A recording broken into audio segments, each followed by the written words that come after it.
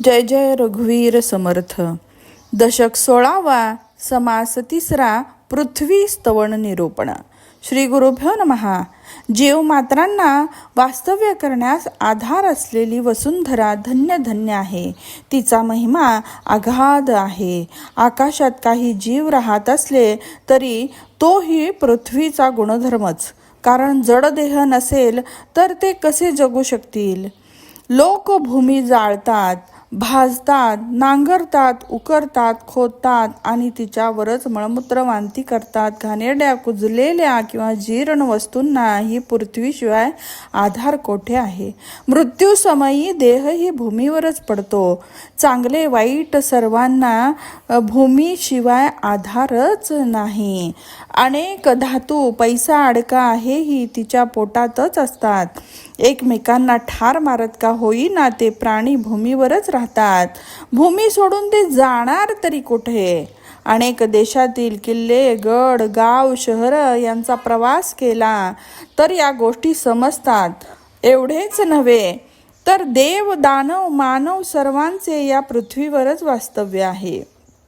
कितीतरी रत्न, हिरे, परीस, अनमोल धातू हे या सर्व गुप्त किंवा प्रगट पृथ्वी सोडून दुसरे कोठेही नाही. मेरू, मांदार, हिमालय, अष्टकुल पर्वत, पक्षी, मासे, सर्प हे सर्व पृथ्वीवरच आहेत.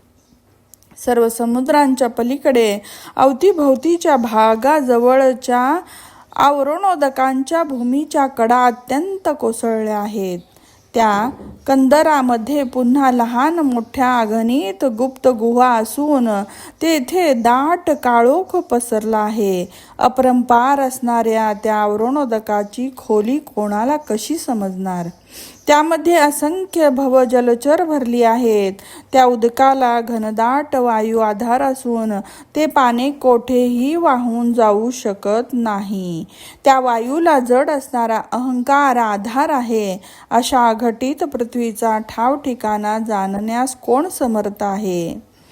पृथ्वीमध्ये विपुल धातू, रत्न आणि अनेक वस्तूंच्या खाणी आहेत.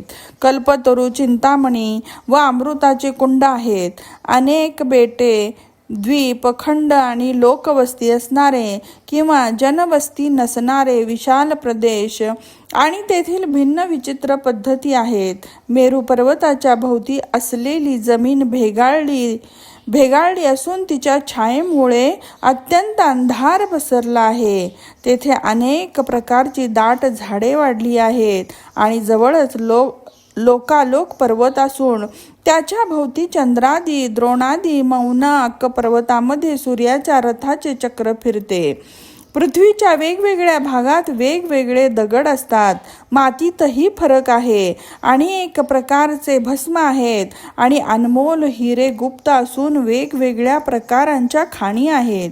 ही पृथ्वी असंख्य रत्नाने युक्त असून यासारख्या दुसऱ्या वस्तू असतीलच कशा. त्या जिकडे तिकडे असंख्य अशा पसरल्या आहेत. सर्व पृथ्वी फिरून पाहणारा कोण असू शकेल. जगाची तुलना करणारे दुसरे काही असू शकतच नाही. देश देशातील विविध वेली, पिके एकसारखे एक नाहीत. स्वर्ग, मृत्यू, पाताळ अशा 3 चमत्कारिक एकावर एक रचना असून पाताळात भयंकर सर्पवास करतात. ही विशाल पृथ्वी वृक्ष, वल्ली, बीज यांची खाणच आहे. सृष्टीकर्त्यांचे कसे काय अद्भुत कार्य आहे. गड, किल्ले, गाव, शहर यामध्ये जगन्नाथाने वास केला आहे. अत्यंत सामर्थ्यवान लोकही होऊन गेले पण ते पृथ्वीवरच झगडले. स्वशक्तीने वेगळे राहिले म्हणणे शक्य नाही.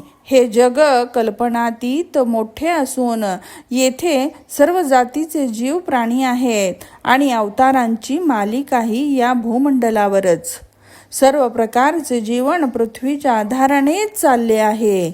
याचा रोख अनुभव सर्वांना असताना तर्क करण्याची काही गरजच नाही.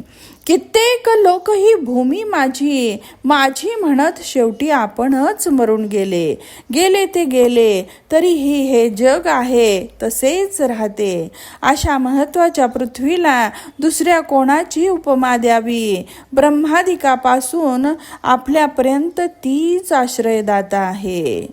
इति श्री दासबोधे गुरुशिष्य संवादे षोडश दशके पृथ्वी स्तवन निरूपणं नाम तृतीयः समासः समाप्तः. जय जय रघुवीर समर्थ.